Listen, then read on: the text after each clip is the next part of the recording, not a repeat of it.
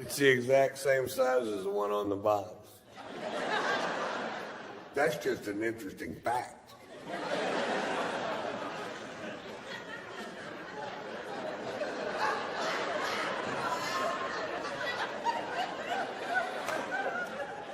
What is it, Ron? An interesting fact.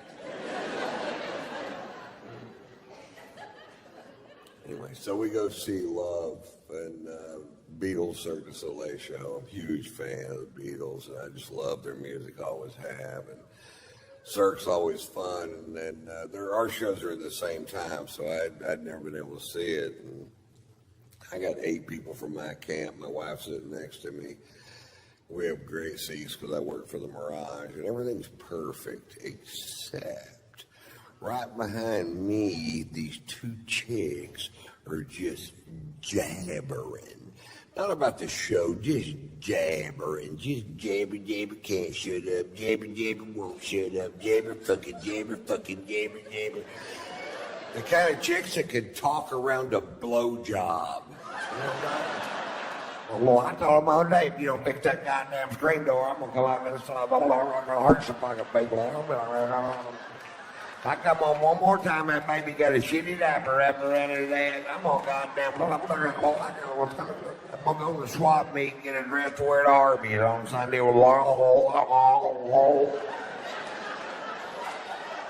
And I turned around and looked. I noticed her husband worked with them. I figured they're at a gun show trying to find a way out of this fucking thing.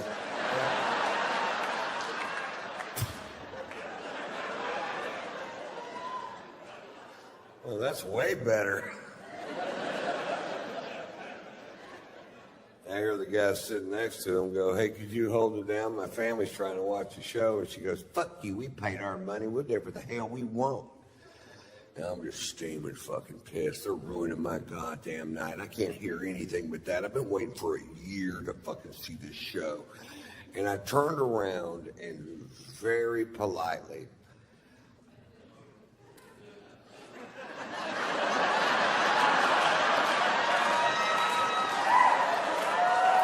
don't start with me.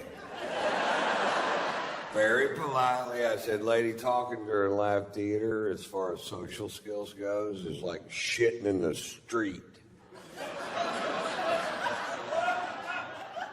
You better mind your own business. I said, you better quit shitting in the street. He goes, I'll have you thrown out of here. I said, if you don't quit flapping your fucking cock holster. Everybody heard that. Before, it was a little disturbance right behind me. Very few people privy to that one. Then 1,700 people hear me go, if you don't quit flapping your fucking cock all time.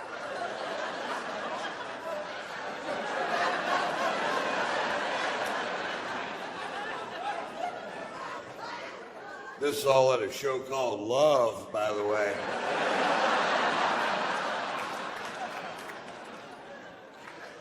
I had her murdered and buried in the desert. Vegas, baby.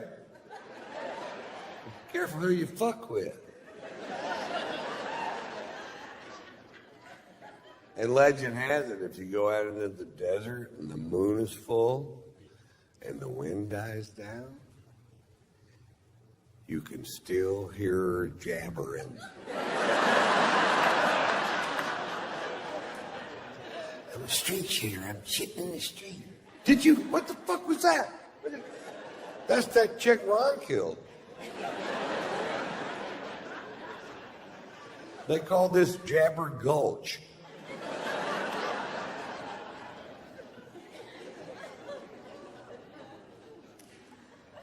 My favorite thing about playing Vegas is I get to play this golf course called Shadow Creek, which is one of the most exclusive golf courses in the world. I worked for them 3 years, didn't even know it existed because they knew if I found out it existed that I'd pester the fuck out of them until they put it in my contract, which is exactly what happened. It's amazing. This golf course is just fucking so tricked out. The first time I walked through the gates, I was like, nobody's stopping me. It's where all the pros play when they're in Vegas. And I was out there this summer, and Tiger Woods was out there just dicking around.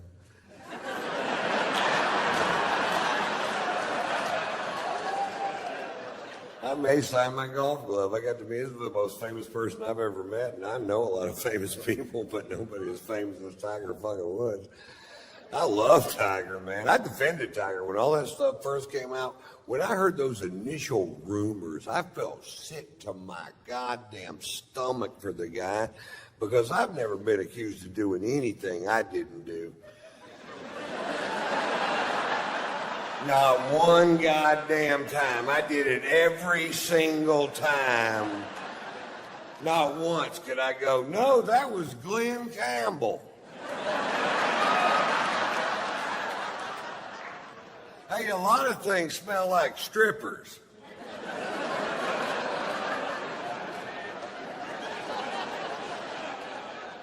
And I defended him to my wife. I said, you don't know what this guy's been through. He had his first famous golf shot on television when he was 2 years old. You don't know what his home life's like. You can't judge the guy because he made one mistake.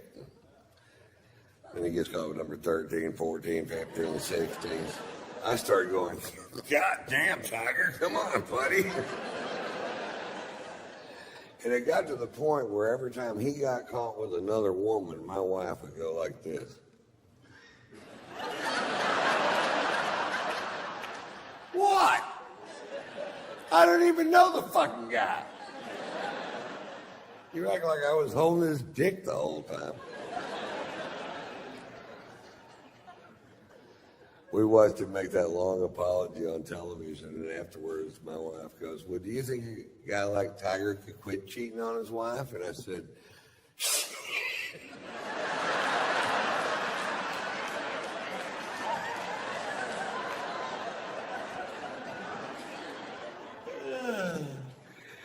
you bet.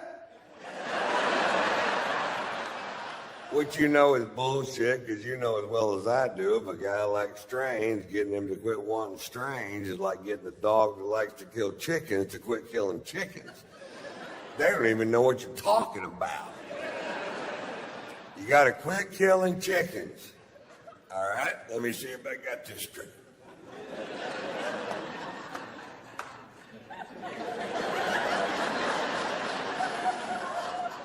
I can still kill chickens.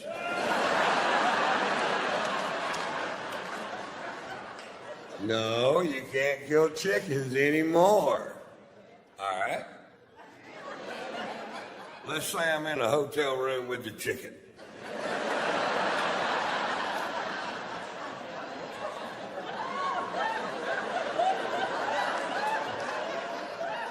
Let's say the chicken just wants to touch me. Can I kill that chicken? No? My wife told me all women want the same thing. They want to marry somebody who will never have sex with anybody else, no matter what. And I said, well, then maybe you should consider marrying somebody that nobody else wants to fuck. If it means that much to you. Don't marry the most famous golfer in the world. Marry the most famous frisbee golfer in the world. Ain't no land to fuck that dude.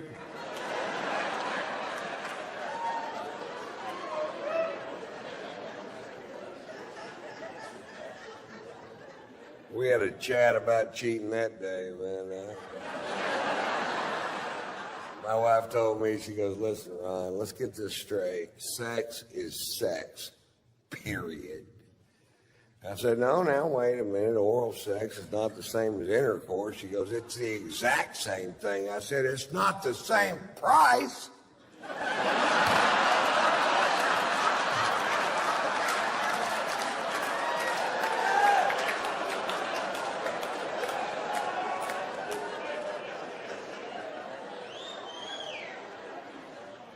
I heard that on the radio.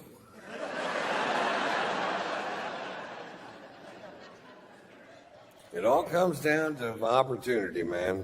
Some guys are put into a position where they have to say no to beautiful women, and that is hard to do. And some guys are never put in that position, and that's way fucking easier. I see these big 350-pound guys all the time going, I have never cheated on my wife. I'm like, I bet that was tough. Tiger doesn't get any credit for all that pussy he turned down, and that's the number you're looking for right there. My wife's best friend, her husband cheated on her, and my wife hates Tiger's guts. And I'm like, well, what about that guy? You don't hate that guy? She goes, he did it one time. I said, he had one chance. This guy had sex with 100% of the women he possibly could his entire goddamn life. Tiger was 18 for 82,000. That takes a little goddamn discipline right there. If 82,000 women want to have sex with you and you only fuck 18 of them, that's love. He was in love with that woman. She broke his tiny tiger heart.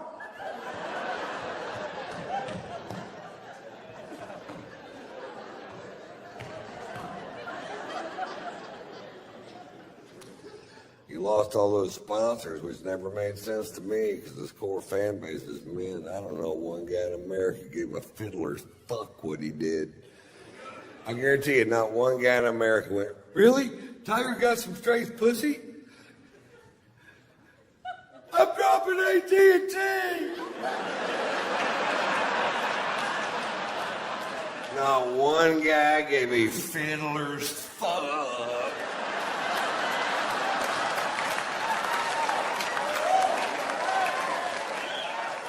Now, when they were around their wives, they'd act like they gave a fiddler's fuck, get all foghorn, leghorn. Why, I can't believe a man would commit such transgressions towards his wife. I say, how's his relationship with the Lord? I'd like to know.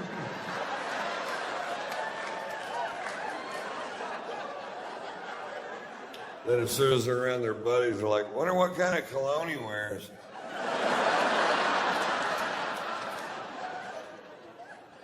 I want to smell just like that dude, man. He lost so many sponsors, I'm thinking about bringing him over to Ron White Inc. And not because we need a new face for the company. I'd just love to have somebody around the house to fade the heat when I fuck up. Ron White, you're the most selfish prick I have ever met in my life. Tiger, get in here.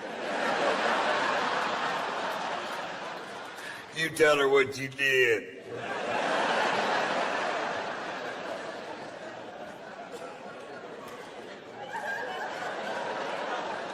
Ron White, you're the finest man I have ever known. I shall fall to my bended knee and suckle your penis. Well, thank you, baby. Slow down. Watch out for those ears.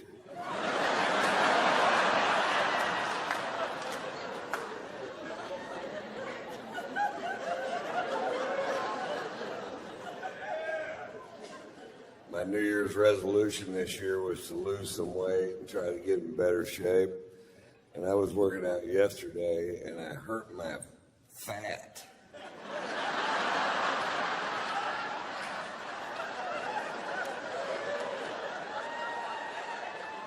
I sprained my fat roll.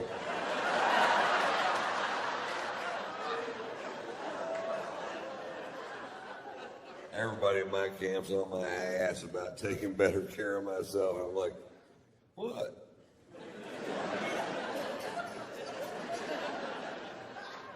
Mr. White, I am sorry. I said, listen, this kid's not doing his job. He's an insolent little piece of shit, and he needs to have his ass reamed. He goes, Mr. White, he's going to have his ass reamed by me and my boss and my boss's boss. And I was like, well, I had no idea the chain of command went that deep in the parking lot.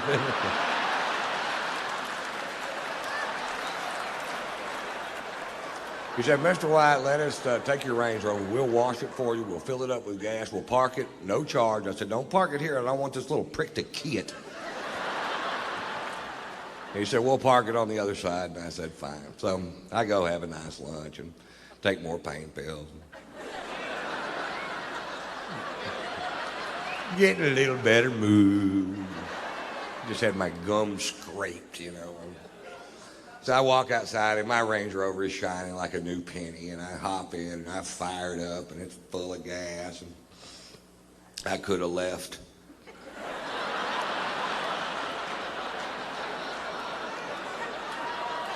But instead I drove back over there where that kid was. I rolled down my window and he rolled down his window, and I went, how'd that work out for you? Pretty good?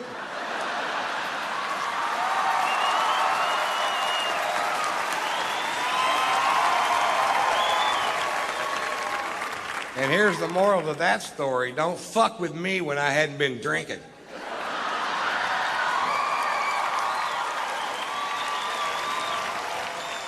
Pulitzer Prize-winning author Norman Mailer died last year at the age of 84 years old.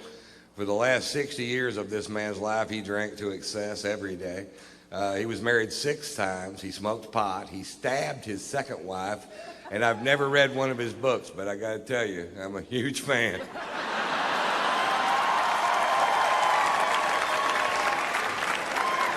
We've had a blast since we've been here, man. I tell you, we went out last night. I got so drunk. I woke up this morning and somebody had shit my pants.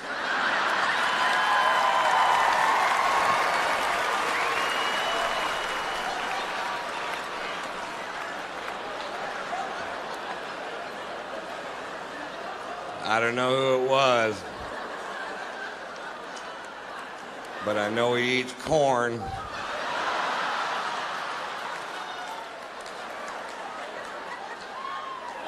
And cake. Corn cakes, I think is what it was. I just got back from Europe. I took my son Tater Tot to Europe. We were in Spain during the running of the bulls, but we didn't go to the event because we couldn't figure out why you would. The people that we know that live there were pitching this really hard, and they said that this event's been going on for over 500 years. And I'm like, what? Really? And they explained it to us. Apparently 540 years ago, a bunch of gay sailors in white suits with red scarves got all fucked up and turned loose the cattle and tried to, I'm paraphrasing.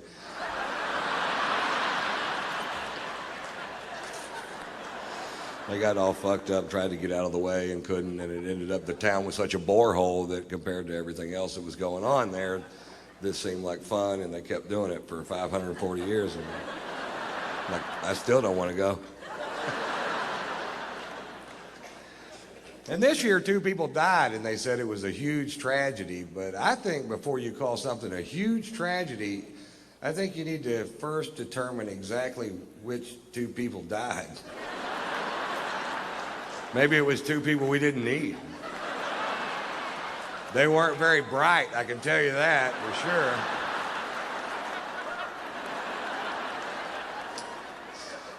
This year, a bunch of Spaniards stood up and said the event should be canceled forever because it's so dangerous. I'm like, it took you 540 fucking years. Hey, fuck that, man. Have 2 a week. We changed the name from the running of the bulls to the thinning of the herd.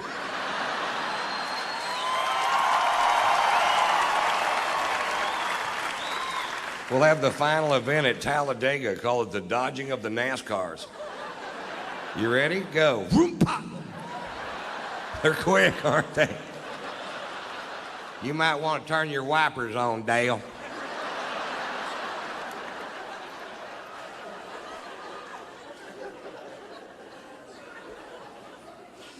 We were in London for 2 days, and I was afraid I hadn't allotted enough time to see London because it's one of my favorite cities with so much tradition and history. And we were going to get a cabbie to take us around and show us the sights, and I thought I probably should have allotted more time.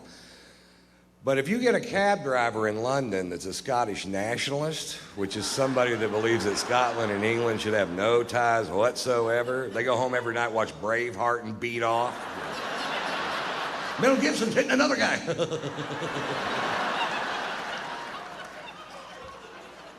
If you get a Scottish nationalist for a cab driver in London, you can see that city in about 10 minutes.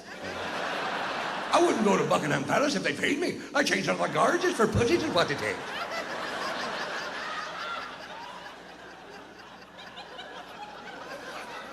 What? Are we going to see Big Ben? I told you to look to the left, you look to the right, I'm getting paid by the mile on the minute.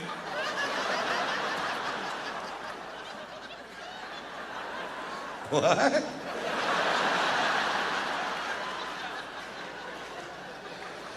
Whatever, dude. What's this building? It's your fucking hotel. Get out. Well, what are we going to do with the other day and 3/4? Because the food's awful. It is awful, too. They took us to a place called the Fox and the Hound, and I'm pretty sure that's what we were eating. I don't know which one they were serving that night, but I can tell you this, it needed ketchup. And they didn't have any ketchup.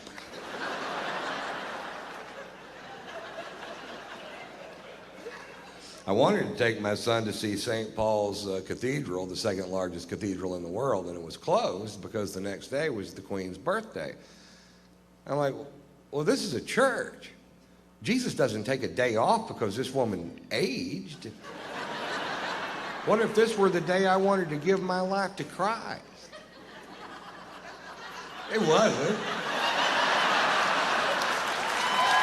But what if it would have been? I'd have been screwed, that's what. I have no idea what you'd ever get the Queen of England for her birthday. That's got to be a tough old broad to shop for, doesn't it? I bought my wife a breast implant for her birthday, and I've never been a big fan of plastic surgery, but I got to admit, I've had a lot of fun playing with these things. I haven't given them to her yet.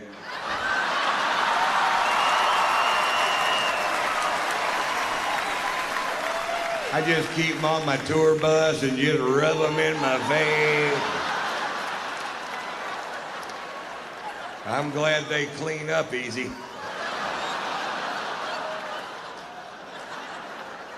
What? I'm just glad they're not made out of corduroy. That's all I'm saying. I'd have to have them Scotch guarded.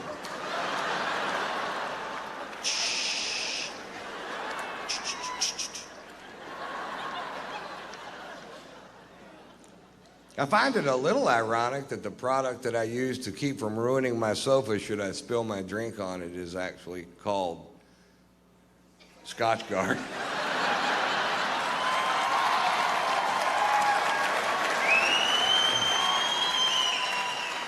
Sometimes things just work out perfect. Yeah, I'm looking for a product that'll protect my sofa should I spill my scotch on it. What do you have? We've got Scotch Guard.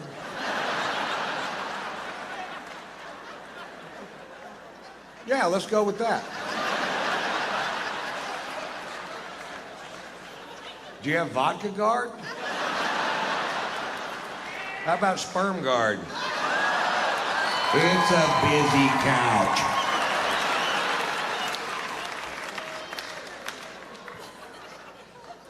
I found out when I got back from Europe that I was being sued by a paper plant. That's what the lawyers are for.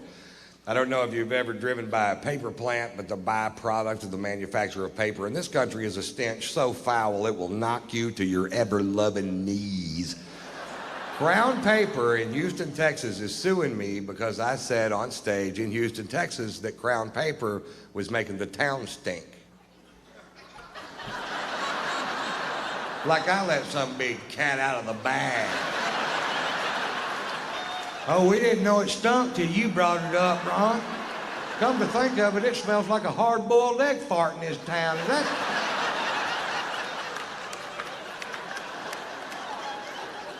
that somehow your fault, Mr. White?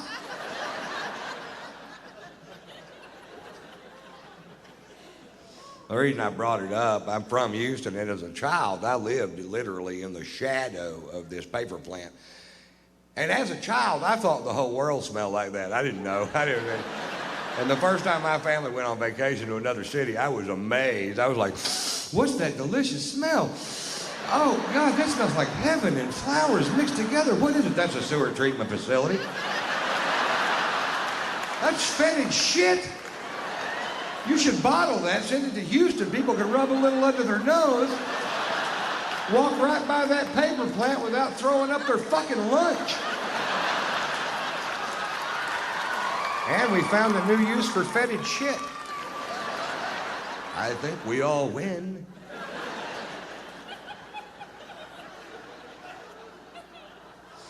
Actually, the reason I brought it up, I'm from Houston. I don't live there anymore, and I was just back in town doing some shows. And one morning I was reading the Houston Chronicle, and there was an article in the paper about that particular paper plant, and it said in the article that depending on which way the wind was blowing, that 2 million people could smell the stench produced by this one paper plant at a time. That is a big odor. If it was music and 2 million people could hear it, they'd make them turn it the fuck off.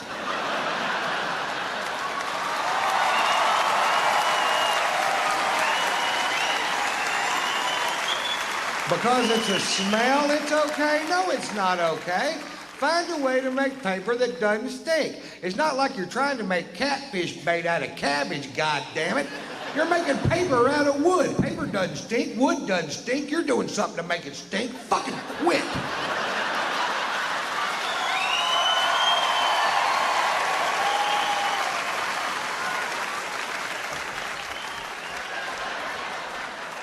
That's me dancing on my soapbox.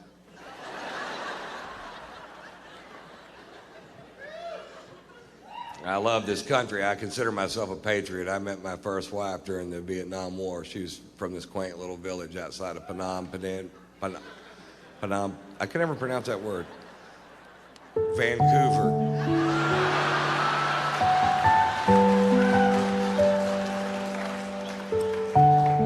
It's not true. Funny, but it isn't true. I love this country. I do what I can to support our troops no matter what they've been asked to do. I don't have to agree in advance with the missions that support the young men and women who do my bidding.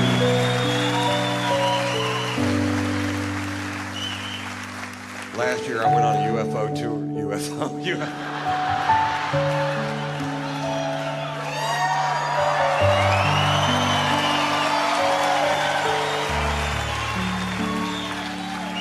That's good, Ron. I went on a UFO tour, which not a lot of comedians are asked to do. Because the jokes translate so poorly from one planet to the next.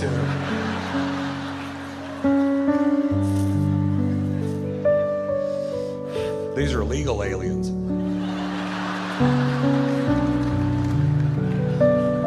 But oddly enough, they still speak Spanish.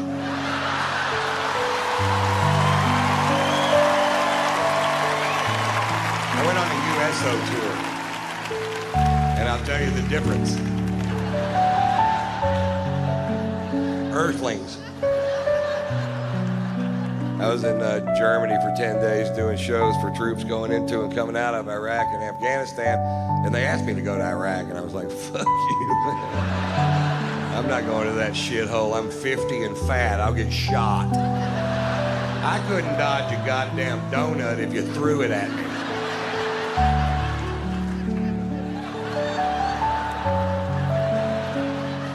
What'd you throw a fucking donut at me for, man? You hit me right in the heart. Then when we filmed Blue Collar 3, we filmed it in Washington, D.C., and the fine folks at the USO asked us to spend the day at Walter Reed Hospital. And if you go to Walter Reed Hospital, you'll see a byproduct of this war nobody likes to talk about, but they should talk about it every day, because the sacrifice these young men and women have made for this country, they can't take back, and they should be applauded and saluted and given the best medical care we can give them for the rest of their lives. And they should not live in abject poverty because they made a sacrifice to the greatest nation on this planet. And if we fail there, we fail everywhere we can fail, folks.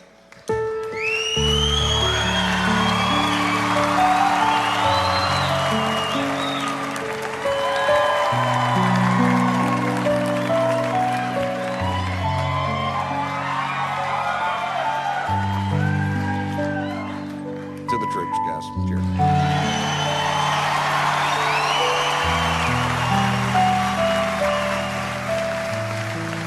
I'll tell you one USO story. We're going from room to room visiting these amazingly brave Americans at Walter Reed. Me, Jeff Foxworthy, Bill Engvall, Larry, the cable guy. We go to this kid's room, and this kid is mangled. I don't know what they'll ever do for him. The only way he could talk was to hold a finger over a hole in his throat. He'd breathe in, and he wouldn't use a lot of words, but what he said was very poignant and very funny. And I was just sitting there admiring him, going, who the fuck is this kid to be this brave, you know? And I carry a man bag, and in the bag are cigars and cigar cutters and lighters and reading glasses and sunglasses and Tampax and my wife's titties and all the things I need to make it through an afternoon. We're about to leave this kid's room, and Foxworthy goes, you know, you're the only person today that didn't make fun of Ron's purse. And this kid goes,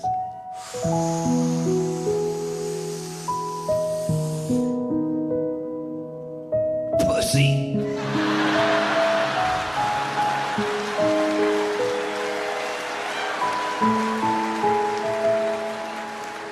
That's the only time I've ever seen Foxworthy snot.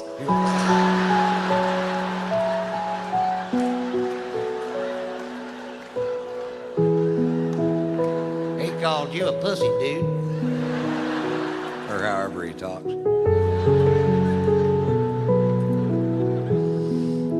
I love this country. I don't think this country's perfect, but I don't think any country is. And I think there are ways I could help improve this country, but nobody in Washington will listen to me because of my behavioral problem. There are three ways I think I could improve this country. I could improve the heightened state of awareness system in this country. I could help fund the war in Iraq, and there's an immigration problem. They want to build a wall all the way from the Gulf of Mexico to the Pacific Ocean, to a specific ocean, which they've already chosen.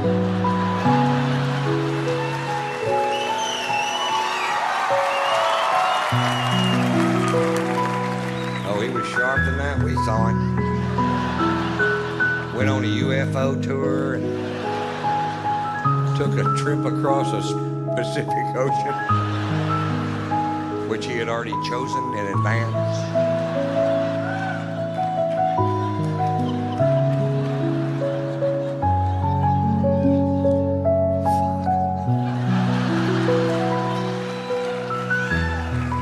Folks, I believe in my heart that the Department of Homeland Security's color-coded heightened state of awareness system might be the most useless thing ever shoved down the throats of the American people. In all my travels, I've yet to meet one person that knows what to do different if the heightened state of awareness is yellow or orange or yellow. Nothing ever happens anyway. I haven't met one person that knows that there are 5 heightened states of awareness in this country. Did you know that, sir? Fuck no, you didn't.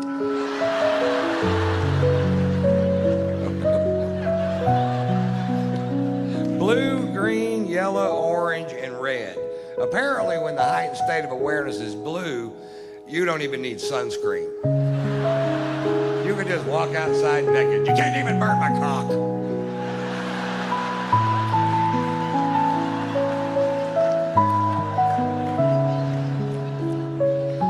I'm not sure why the Scottish guy said that.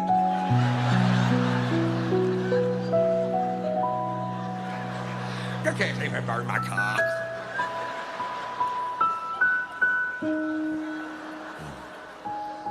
The biggest problem I have with the heightened state of awareness system in this country is that it makes no sense. The second biggest problem I have with it is that it scares my mother. Thanks. The last time the heightened state of awareness switched from yellow to orange, my mother called me, and my mother is very rural, as am I. And mother called me and she goes, the heightened state of awareness